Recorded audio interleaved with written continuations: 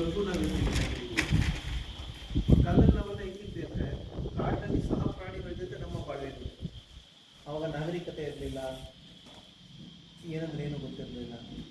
ಏನು ಸಿಗುತ್ತೋ ಅದನ್ನ ತಿಂತಾ ಇದ್ವಿ, ಏನು ಸಿಗುತ್ತೋ ಅದನ್ನು ಊಟ ಮಾಡ್ತಿದ್ವಿ, ಎಲ್ಲಿ ಮಲ್ಬೇಕು ಅಲ್ಲಿ ಮಲ್ಕೊಳ್ತಾ ಇದ್ವಿ. ನಾವು ಪ್ರಾಣಿಗಳಾಗೆ ಬದುಕ್ತಾ ಇದ್ವಿ.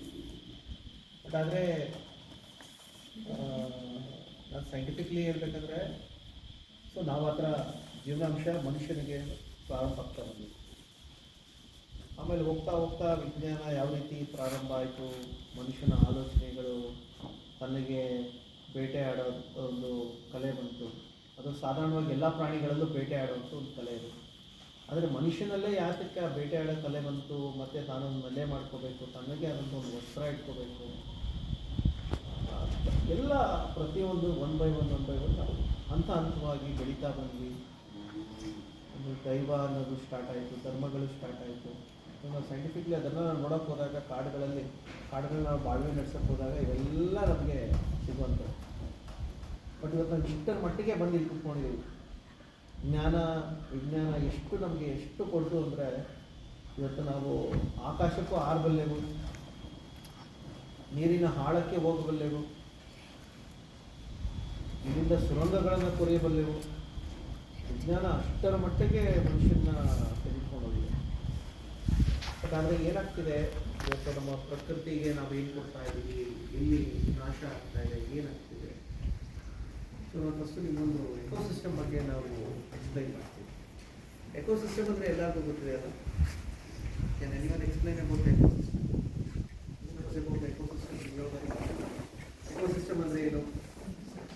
ಯಾರೇನ ಗೊತ್ತಾ ಎಕೋಸಿಸ್ಟಮ್ ಅಂದರೆ ಏನು? ನಮಗೆ 3 ಥರ ಎಕೋಸಿಸ್ಟಮ್ ಇದೆ. ಗೊತ್ತಾ ನಿಮಗೆ? 3 ಥರ ಎಕೋಸಿಸ್ಟಮ್ ಇದೆ. ನಾವು ಕುಡಿಯೋ ನೀರಿದೆಲ್ಲ, ನೀರಿನಲ್ಲೂ ಒಂದು ಎಕೋಸಿಸ್ಟಮ್ ಇದೆ. ಸೊ ನೀರು ಹಾಕ್ಬೇಕಂದ್ರೆ ಅದಕ್ಕೊಂದು ಎಕೋಸಿಸ್ಟಮ್ ಬೇಕೇ ಬೇಕು. H2O ಅಂತ ನಾವು ಹೇಳ್ತೀವಿ. 1 hydrogen and 2 ಅಲ್ಲ 1 oxygen 2 hydrogen. ಸಾರಿ 1 oxygen 2 hydrogen ಹಾಕಿ ನಾವು H2O ಅಂತ ನಾವು ಹೇಳ್ತೀವಿ. ಸೊ ಆ ಪ್ರೋಸೆಸ್, ನೀರಿನ ಪ್ರೋಸೆಸ್ ಆಗಬೇಕಂದ್ರೆ ಭಾಳಷ್ಟು ಅಣುಜೀವಿಗಳು ಬೇಕು, ಮೈಕ್ರೋ ಆರ್ಗನಿಸಮ್ಸ್ ಅಂತ ನಾವೇನು ಹೇಳ್ತೀವಿ. ಸೊ ಮೈಕ್ರೋ ಆರ್ಗನಿಸಮ್ಸ್ಗಳಿಂದಲೇ ಒಂದು ನೀರು ಹಾಕ್ಬೇಕಂದ್ರೂ ಅದಕ್ಕೂ ಆದಂಥ ಒಂದು ವೈಜ್ಞಾನಿಕ ಎಕೋಸಿಸ್ಟಮ್. ಇವಾಗ ಒಂದು ವಾತಾವರಣ, ಅಟ್ಮಾಸ್ಫಿಯರ್, ಗಾಳಿಯಲ್ಲೂ ಒಂದು ಅಟ್ಮಾಸ್ಫಿಯರ್ ಇದೆ, ಅದೂ ಎಕೋಸಿಸ್ಟಮ್. ಇವಾಗ ಎಲ್ಲೋ ನೀರು ಕೆಳಗಡೆ ಇದೆ, ಆಕಾಶದಿಂದ ನೀರು ಹೆಂಗೆ ಬೀಳುತ್ತೆ, ಹಾವಿ ಹೆಂಗಾಗುತ್ತೆ, ನೀರು ಆಕಾಶಕ್ಕೆ ಹೆಂಗೆ ಹೋಗುತ್ತೆ. So it's kind of an ecosystem. ಕೆಳಗಡೆ ಬರುತ್ತೆ ನೀರು, ಮಳೆ ಬೀಳುತ್ತೆ, ಮಳೆ ಬಿದ್ದಾಗ ಕೆಳಗಡೆ ನೀರು, ಕೆರೆ ಕುಟ್ಟೆ ಬಾವಿಗಳೆಲ್ಲ ನೀರು ಕುತ್ಕೊಳ್ಳುತ್ತೆ. ಮತ್ತು ಈ ಥರ ಬೇಸಿಗೆಗಾಲಗಳು ಬಂದಾಗ ನೀರು ಹಾವಿಯಾಗಿ ಮತ್ತೆ ಆಕಾಶಕ್ಕೆ ಹೋಗುತ್ತೆ. ಅದರಲ್ಲೂ ಬೇಕು. ಸೊ ಇದೇ ಥರನೇ 3 ಥರದ ಎಕೋಸಿಸ್ಟಮಲ್ಲಿ ನಾವು ನೋಡ್ತೀವಿ. One is water, one is land, and other is atmosphere. So ಈ 3ನ್ನು ನಾವು ಹಂತವಾಗಿ ಕಲ್ತ್ಕೊಳ್ಳೋದು. ನಾನು ಸೈನ್ಸಿಂದ ಕಲಿಯಿದ್ದಲ್ಲ, ಪ್ರಾಕ್ಟಿಕಲ್ ಎಕ್ಸ್ಪೀರಿಯನ್ಸ್ಗಳಿಂದ ನಾನು ಕಲ್ತ್ಕೊಂಡು. ಮತ್ತು ಪ್ರತಿಯೊಂದು ಜೀವರಾಶಿಗೂ ಒಂದು ಹ್ಯಾಬಿಟೇಟ್ ಅಂತ ಇರುತ್ತೆ, ಮತ್ತೊಂದು ಟೆರಿಟರಿ ಅಂತ ಇರುತ್ತೆ. ಹ್ಯಾಬಿಟೇಟ್ ಅಂದರೆ ಒಂದು ಜಾತಿ. ಇವಾಗ ಮನುಷ್ಯ ನಾವು ಹೆಂಗೆ ಜಾತಿ, ಅದೇ ರೀತಿ 84 ಲಕ್ಷ ಜೀವ ಜಾತಿಗಳು ಇವತ್ತು ನಮ್ಮ ಭೂಮಿ ಆಕಾರದಲ್ಲಿ, ಸಮುದ್ರದಲ್ಲಿ, ಭೂಮಿ ಮೇಲೆ ಈ ಥರ ಜೀವರಾಶಿಗಳು ಬದುಕ್ತಾ ಇದೆ. ಇವನ್ ಸ್ಮಾಲ್ ಅಮೀಬಾಯಿಂದ ಹಿಡಿದು ಬ್ಯಾಕ್ಟೀರಿಯಿಂದ ಹಿಡಿದು ಇವೆಲ್ಲವೂ ಜೀವರಾಶಿಗಳು. ಸೊ ಇದೆಲ್ಲದಕ್ಕೂ ಮೂಲ ಇದು ನಮ್ಮ ಭೂಮಿ. ಇವತ್ತು ಭೂಮಿ ಸೃಷ್ಟಿ ಹಂಗಾಗಿದೆ. ಸೊ ಭೂಮಿಯಲ್ಲಿ ನೀರಾಗಿದೆ, ಅದೇ ಥರನೇ. ಸೊ ನಾವೇನು ಮಾಡ್ತೀವಿ ಅಂದರೆ ನಮ್ಮ ವೈಲ್ಡ್ ಲೈಫ್ ಕನ್ಸರ್ವೇಷನ್ ಇದರಲ್ಲಿ ಫಸ್ಟು ಹ್ಯಾಬಿಟೇಟ್ ಮತ್ತು ಟೆರಿಟರಿ ಅಂತ ನಾವು ಕನ್ಸಿಡರ್ ಮಾಡ್ತೀವಿ. ಹ್ಯಾಬಿಟೇಟಲ್ಲಿ 84 ಲಕ್ಷ ಜೀವ ಜಾತಿಗಳಿವೆ. ಮತ್ತು ಟೆರಿಟರಿ, ಒಂದು ಟೆರಿಟರಿ ಅಂತ ನಾವೇನಕ್ಕೆ ಮಾಡ್ಕೊಳ್ತೀವಿ ಅಂದರೆ, ಇವಾಗ ನಾವು ನಮ್ಮ ಮನೆಯವರು, ಇವಾಗ ನಮ್ಮ ಇಂಡಿಯಾ ಇಟ್ಸ್ ಕೈಂಡ್ ಆಫ್ ಒಂದು ಬೌಂಡ್ರಿ. ಬೇರೆ ಇನ್ಯಾವುದು ದೇಶಗಳಿಗೆಲ್ಲ ಆಕ್ರಮಣ ಮಾಡೋದು ಅದನ್ನ ಟೆರಿಟರಿ. ಸೊ ಕಾಡುಗಳಲ್ಲಿ ಏನಾಗುತ್ತೆ ಅಂದರೆ ಸಾಧಾರಣವಾಗಿ ಪ್ರತಿಯೊಂದು ಜೀವರಾಶಿಗೂ ತನ್ನದೇ ಆದಂಥ ಒಂದು ಟೆರಿಟರಿ, ಒಂದು ಹ್ಯಾಬಿಟೇಟು, ಒಂದು ಟೆರಿಟರಿ, ಸೊ ಇವೆಲ್ಲದರ ವಾಸ ಮಾಡೋ ಜೊತೆಗೆ ಎಕೋಸಿಸ್ಟಮಲ್ಲಿ ವಾಸ ಮಾಡ್ತಾರೆ. ಈ ಭೂಮಿಯ ಸುತ್ತಳತೆಯಲ್ಲಿ ಎಷ್ಟು ಥರ ಟೆರಿಟರಿ ಇದೆ, ಎಷ್ಟು ಥರ ಜೀವರಾಶಿಗಳಿದೆ, ಅವುಗಳನ್ನೆಲ್ಲ ಒಂದೊಂದು ಬೌಂಡ್ರಿ ಮಾಡ್ಕೊಂಡಿರ್ತಾರೆ. ಈಗ ಎಕ್ಸಾಂಪಲ್ ನಾನು ಹುಲಿದು ಹೇಳಬೇಕು ಅಂದರೆ, ಹಿಂದಿನ ಕಾಲದಲ್ಲಿ ಲೈಕ್ ಒಂದು 30-40 ಇಯರ್ಸ್ ಬಿಫೋರ್ ಒಂದು ಹುಲಿಗೆ 15 ಕಿಲೋಮೀಟರ್ ಟೆರಿಟರಿ ಇರ್ತಿತ್ತು. 15 ಕಿಲೋಮೀಟರ್ ಟೆರಿಟರಿ ಹೆಂಗೆ ಅಂದರೆ ಅದರದ್ದೇ ಅಂತ ಒಂದು ಬೌಂಡ್ರಿ. ಈ ಸಾಧಾರಣವಾಗಿ ಇವಾಗ ವಿಡಿಯೋಸ್ಗಳೆಲ್ಲ ನೋಡಿದ್ದೀರಲ್ಲ, ಹುಲಿ ಹೋಗ್ಬಿಟ್ಟು ಮರನ ಪ್ಯಾಚ್ ಮಾಡುತ್ತೆ, ಪ್ಲಸ್ ಅದ್ರ ಮೇಲೆ ಅದು ಯೂರಿನ್ ಯಾಕೋಸ್ಕರ ಅದು ಮಾಡುತ್ತೆ ಅಂದರೆ ನನ್ನ ಬೌಂಡ್ರಿನ ಒಂದು ಸ್ಕೆಚ್ ಮಾಡ್ತಾರೆ.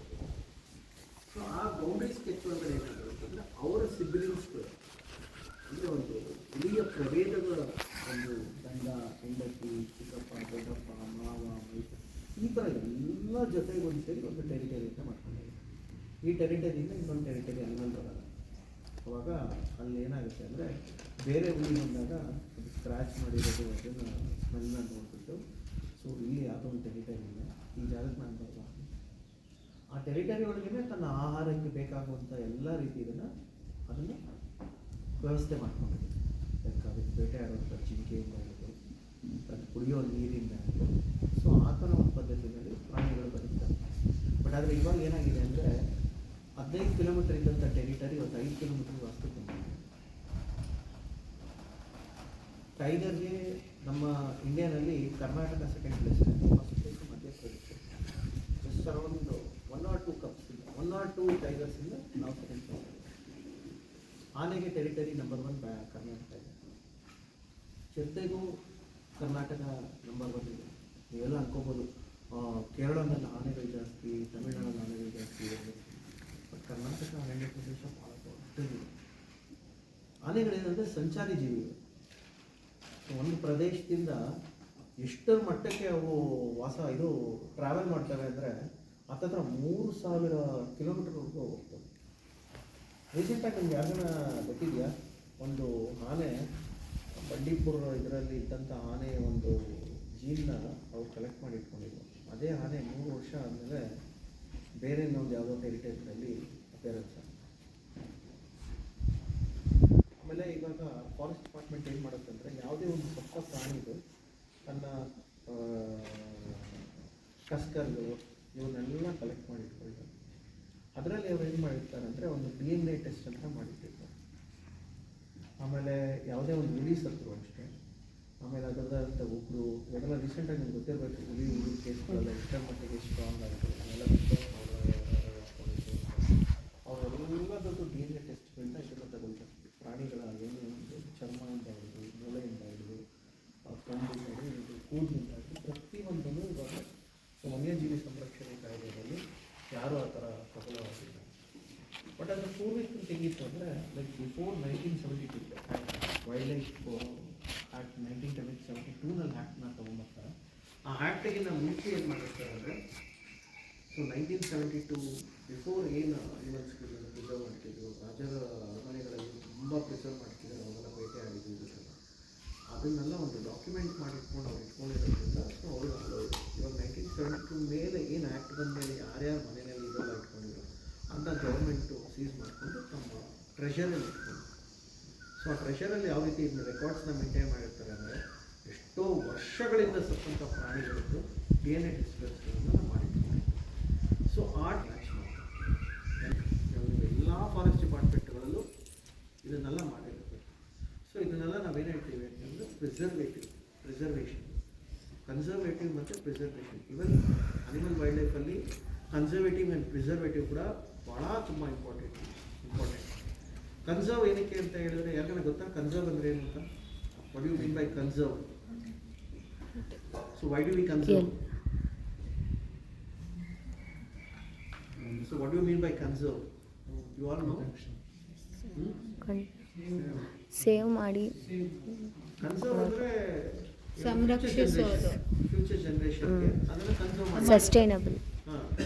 ಈಗ ಮನುಷ್ಯ ಜಾತಿ ಎಷ್ಟೋ ಸಾವಿರಾರು ಕೋಟಿಗಳಿಂದ ನಾವು ಉಟ್ಕೊಳ್ತಾ ಬರ್ತಾ ಇದ್ದೀವಿ ಅಂದರೆ ನಮ್ಮ ಜನರೇಷನ್ಸ್ಗಳು ಕಂಟಿನ್ಯೂ ಆಗ್ತಾ ಇದೆ ಅಂದರೆ it's kind of conservation. So ಇವಾಗ ನಾನು ನನ್ನ ಮಕ್ಕಳು, ಮರಿ ಮಕ್ಕಳು, ಈ ಥರ ಸೊ ಜನ್ರೇಷನ್ಸ್ಗಳು ಹಿಂಗೆ ಕಂಟಿನ್ಯೂ ಆಗ್ತಾ ಬರ್ತಾರೆ. That is called conservation. Preserve ಅಂದರೆ ಪ್ರಿಸರ್ವೇಷನ್ ಕಾಪಾಡೋದು. ಪ್ರಿಸರ್ವ್ ಮಾಡಿ ಇಟ್ಕೊಳ್ಳೋದು. ಫಾರ್ ಎಕ್ಸಾಂಪಲ್ ನಾವು ಯಾವುದೇ ಒಂದು ಅಂಗಡಿನಲ್ಲಿ ಒಂದು ಯಾವುದೇ ಒಂದು ಕೂಲ್ ಡ್ರಿಂಕು ಏನೋ ಒಂದು ಜ್ಯೂಸ್ ತೊಗೊಂಡ್ರೆ ಅದಕ್ಕೆ ಒಂದು ವ್ಯಾಲಿಡಿಟಿ ಆಗಿರ್ತಾರೆ. So best before 24 months, best before manufacture of 3 years. So that it is called preservative. ಅಂದರೆ ಅದನ್ನು ಸ್ವಲ್ಪ ಪ್ರಿಸರ್ವ್ ಮಾಡಿ ಇಟ್ಕೊಂಡಿರ್ತಾರೆ. ಸೊ ಪ್ರಿಸರ್ವ್ ಅದನ್ನು ಯೂಸ್ ಮಾಡ್ತೀವಿ. ಸೊ ಅದೇ ಥರ ಜನ್ರೇಷನ್ಸ್ಗಳಿಂದಲೂ ನಾವು ಕೆಲವೊಂದನ್ನು ಪ್ರಿಸರ್ವ್ ಮಾಡ್ಕೋಬಾರ್ದು. ಯಾಕಂದರೆ ನೆಕ್ಸ್ಟ್ ಜನ್ರೇಷನ್ಸ್ಗೆ ಯೂಸ್ ಎಕ್ಸಾಂಪಲ್ ಇವಾಗ ನಾವೆಲ್ಲ ಬಂದು 90s ನೀವೆಲ್ಲ ಈ ಜನ್ರೇಷನ್ ಕಿಡ್ಸ್, ನಾವೆಲ್ಲ 90s ಜನ್ರೇಷನ್ಸ್. ನಮಗೆ ಟೆಕ್ನಾಲಜಿ ಅಂತ ಏನೋ ಗೊತ್ತಿರಲಿಲ್ಲ. ಜಸ್ಟ್ ಒಂದು ಟಿ ವಿ ಇತ್ತಷ್ಟೇ, ಟಿ ವಿ ರೇಡಿಯೋ ಇದ್ದಿದ್ದಷ್ಟೇ ನಮ್ಮ ಟೆಕ್ನಾಲಜಿ. ಇನ್ನು ನನ್ನ ಮೇಡಮ್ ಜನ್ರೇಷನ್ಗೆ ಹೇಳಬೇಕು ಅಂದರೆ ಅವ್ರ ಟೆಕ್ನಾಲಜಿ ಇದಕ್ಕೆ ಹೋದರೆ ಅಂದರೆ ಬರೀ ರೇಡಿಯೋನಲ್ಲೇ ಅವ್ರ ಜೀವನ ಸಾಗಿಸ್ಬೇಕಾಗಿತ್ತು. ರೇಡಿಯೋನಲ್ಲಿ ಏನು ನಿಜ ಹೇಳ್ತಾರೆ, ಏನು ಹೇಳ್ತಾರೆ ಅದನ್ನು ಅವ್ರು ಕೇಳಿ ತಿಳ್ಕೊಬೇಕಾಗಿತ್ತು. ಸ್ವತಂತ್ರ ಇದ್ರ ಫೀಲ್ಡಲ್ಲೆಲ್ಲ ನಮ್ಗೆ ಏನಾಗ್ತಿತ್ತು ಅಂದರೆ ಆವಾಗ ಪತ್ರಗಳ ಮುಖಾಂತರ ವ್ಯವಹಾರ ಮಾಡ್ತಿದ್ರು, ಇಲ್ಲ ನ್ಯೂಸ್ ಪೇಪರ್ಸ್. ಸೊ ಜನ್ರೇಷನ್ಸ್ ಹೆಂಗೆ ಗ್ಯಾಪ್ ಕೊಟ್ಕೊತಾ ಬಂತು. ನಾವು ಇಷ್ಟರ ಮಟ್ಟಿಗೆ ಇಲ್ಲಿ ಬಂದ್ಬಿಟ್ಟಿದ್ದೀವಿ. ನಾವು ಇಲ್ಲಿಂದಲೇ US ನಲ್ಲಿ ಏನಾಗ್ತಿದೆ ಅಂತ ತಿಳ್ಕೊಳ್ಬೋದು. ಇಡೀ ಗ್ಲೋಬ್ನ ನಾವು ಇಲ್ಲಿ ಕೂತ್ಕೊಂಡೇ ನೋಡ್ಬೋದು ಅಂತ ಒಂದು ಟೆಕ್ನಾಲಜಿ ಇವತ್ತು ನಮ್ಮಲ್ಲಿದೆ. ಇಲ್ಲ ನಾನು ಬರ್ತಾ ಇರೋ ಬಂದು ಇಸ್ರೋ ಇನ್ಸ್ಟಿಟ್ಯೂಟ್ ನೋಡ್ತಾ ಇದ್ವಿ. You all seen that ISRO institute ನೋಡಿದ್ರೆ ಅದು ದೊಡ್ಡ ನಿಮಗೆ ಡಿಶ್ ಎಲ್ಲ ಕಾಣುತ್ತಲ್ಲ. ಸೊ ಅದೆಲ್ಲ ಏನಂದ್ರೆ ಅಲ್ಲೇ ಇದ್ದ ಜಾಗದಲ್ಲೇ ಕೂತ್ಕೊಂಡು ಸ್ಯಾಟಲೈಟ್ನ ಲಾಂಚ್ ಮಾಡ್ತಾರೆ, ಸ್ಯಾಟಲೈಟ್ ನೋಡ್ತಾರೆ. ಸೊ ಇಷ್ಟೆಲ್ಲ ಟೆಕ್ನಾಲಜೀಸ್ಗಳನ್ನ ನಾವು ನೋಡ್ಕೊಳ್ತಾ ಬಂದಿದ್ದೀವಿ.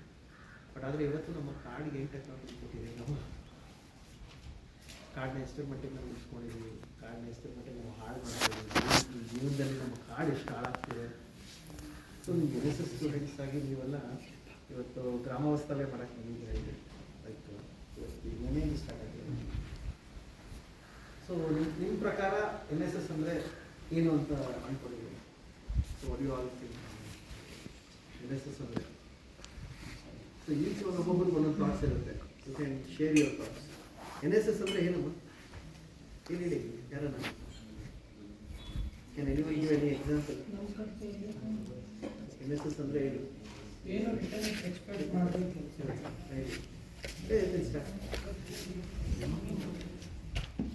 ಎಲ್ಲರಿಗೂ ಶುಭ ಮಧ್ಯಾಹ್ನ. ನಾನು ರೂಪಶ್ರೀ ಆರ್.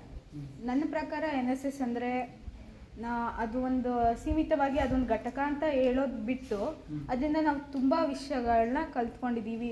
ಲೈಫ್ ಸ್ಕಿಲ್ಸ್ ಆಗಿರ್ಬೋದು, ಒಬ್ಬರ ಜೊತೆ communication skills, management skills, leadership qualities, ಹೀಗೆ ಮುಂತಾದ ಆ್ಯಕ್ಟಿವಿಟೀಸ್ನ ನಾನು 3 ವರ್ಷದಿಂದ, ಇದು ನನ್ನ 3ನೇ ವರ್ಷದ ಕ್ಯಾಂಪು. ಈ 3 ವರ್ಷದಲ್ಲಿ ನನಗೆ ಸ್ಟೇಜ್ ಫಿಯರ್ ಹೋಗಿದೆ. ಆ್ಯಂಕರಿಂಗ್ ಮಾಡಬೇಕಾದ್ರೆ ಮ್ಯಾಮ್ ಗೈಡೆನ್ಸಿಂದ ಕೆಲವೊಂದು ಮಾತಾಡೋದು, ಈಗ ಎಲ್ಲ ಸ್ಕಿಲ್ಸ್ ಕಲ್ತಿದ್ದೀವಿ. ಹಾಗೆ ಗ್ರೀನ್ ಕ್ಯಾಂಪಸ್ಸು ಮತ್ತು ಲರ್ನ್ ಟು ಲರ್ನ್ ಕ್ಯಾಂಪಸ್ ಅನ್ನೋ ಒಂದು ಪ್ರಾಜೆಕ್ಟ್ ಅಡಿ ಗೌರ್ಮೆಂಟ್ ಸ್ಕೂಲ್ಸ್ಗೆ ಹೋಗಿ ಮಕ್ಕಳಿಗೆ ಹೇಳ್ಕೊಡೋದಾಗಲಿ, ನಮಗೂ ಒಂದು ಸ್ವಲ್ಪ ಟೀಚಿಂಗ್ ಸ್ಕಿಲ್ಸ್ ಬಂದಿದೆ. ಹೀಗೆ ಹಲವಾರು ಸ್ಕಿಲ್ಸ್ನ ಕಲ್ತ್ಕೊಂಡು NSSಯಿಂದ ತುಂಬ ನಮಗೆ ಎಕ್ಸ್ಟ್ರಾ ಕರಿಕ್ಯುಲರ್ ಆ್ಯಕ್ಟಿವಿಟೀಸ್ ಮೇಲೆ ನಮಗೂ ಒಂದು ಸ್ವಲ್ಪ ಲೈಕ್ ಆಸಕ್ತಿ ಬಂದು ಇನ್ನೂ ಕಲಿಬೇಕು ಅನ್ನೋ ಇದಿದೆ ಸರ್. ಇದರಿಂದ ಸೊ NSSನ ಫಸ್ಟ್ ಯಾರು ಸ್ಥಾಪನೆ ಮಾಡಿದ್ರು ಅಂದರೆ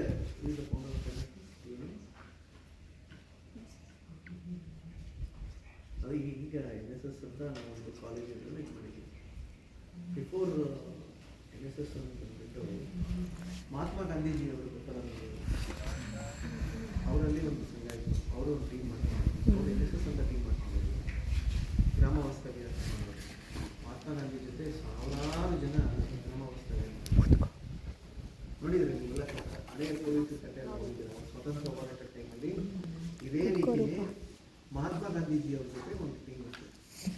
ಅವ್ರೇನು ಮಾಡ್ತಿದ್ರು, ಗ್ರಾಮಾವಸ್ಥೆಗಳನ್ನು ಮಾಡ್ತಿದ್ರು, ಸುಮಾರು ಜಾಗಗಳನ್ನು ಕ್ಲೀನ್ ಮಾಡ್ತಿದ್ರು, ಸುಮಾರು ಜಾಗಗಳಿಗೆ ಅವೇರ್ನೆಸ್ ಕೊಡ್ತಿದ್ರು. ನಮ್ಮ ಸ್ವತಂತ್ರ ಭಾರತದ ಬಗ್ಗೆ ಅವಾಗ ಹೆಚ್ಚು ಅವೇರ್ನೆಸ್ ಕೊಡ್ತಿದ್ದೆ ಅವರು. ಸೊ ಮಹಾತ್ಮ ಗಾಂಧೀಜಿ ಅವ್ರು ಏನು ಮಾಡ್ತಿದ್ರು ಅಂದರೆ ಪ್ರತಿ ಗ್ರಾಮಗಳಿಗೂ ಹೋಗಿ ಅಲ್ಲಿ ಸ್ವಚ್ಛತೆ ಬರ್ತಿದ್ರು, ಗ್ರಾಮಗಳಲ್ಲಿ ಸ್ವಚ್ಛತೆ ಇಟ್ಕೊಳ್ಳೋದಾಗಿತ್ತು. ಸೊ ಸ್ವಚ್ಛ ಭಾರತ ಅನ್ನೋ ಒಂದು ಅನ್ವೇಷಣೆಗೆ ಮಹಾತ್ಮ ಗಾಂಧೀಜಿಯವರು ಅವರ ಸ್ವಚ್ಛತೆ ಇದೆ. ಸೊ ಅವ್ರು ಹೇಳ್ದಂಗೆ ನಿಮ್ಮಗಳಲ್ಲಿ ಆ ಧೈರ್ಯ ಬರ್ತಿತ್ತು. ನೀವು ಎಲ್ಲೇ ಒಂದು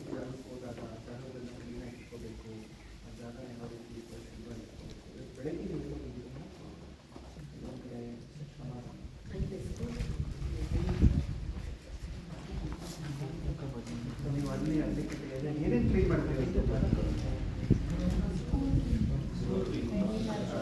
ಏನೇನಾಗಿತ್ತು ಸ್ಕೂಲಲ್ಲಿ?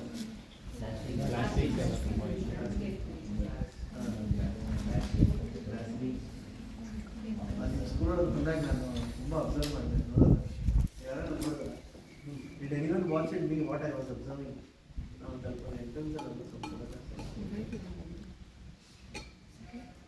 ಸೊ ನೀವು ಎನ್ ಎಸ್ ಎಸ್ ಸ್ಟೂಡೆಂಟ್ಸು ಇಲ್ಲಿ ಬಂದಾಗ ಕೆಲವೊಂದು ಸಾರಿ ಕೇಳಿ ನಾವು ಕೆಲವೊಂದು ಡಿಸಿಪ್ಲಿನ್ಸ್ಗಳನ್ನ ನಾವು ಕಲಿಬೇಕು.